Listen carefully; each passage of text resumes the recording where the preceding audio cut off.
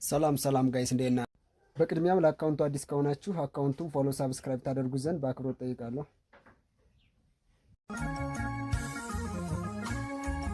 ፋሚሊ አሁን እንግዲህ ዛሬ ላሳያችሁ የፈለኩት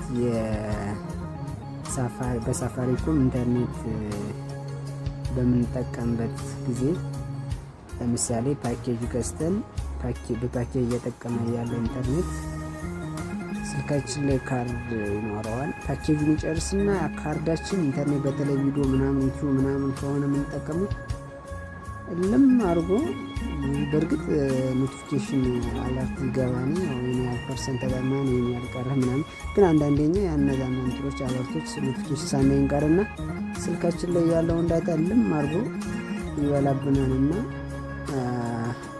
እሱን እንትን ለማለት አንዲት መንገድ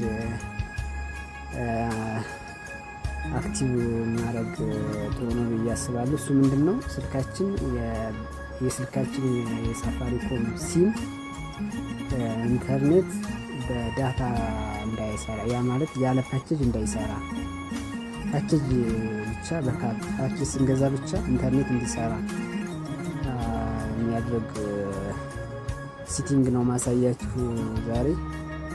አሁን ይጠቅማችኋል ብዬ አስባለሁ። ምክንያቱም በኢንተርኔት መጠቀም ያለብን በፓኬጅ ነው እንጂ በካርድ ከሆነ 100 ብሩ 5 ደቂቃም አያስጠቅመንና እንደዛ አይነት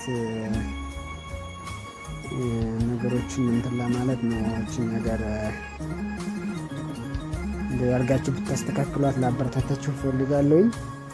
እና ይሄን ለማድረግ ምን ተባሰባት መሰላል ብለን ፓኬጅ በመንገዛበት እንገባለን።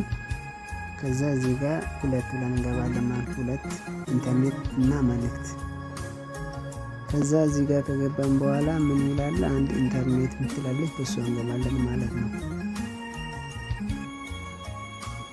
ኖ ኢንተርኔት ሳይሆን እዚህ ጋር ባክ ኔክስት ነው የሚለው። እዛውንም ኔክስት እንላለን። 8 ላይ የኢንተርኔት አጠቃቀም ለመቆጣጠር እንችላለን። እሷ ነው የምንገባው። እንገባለን።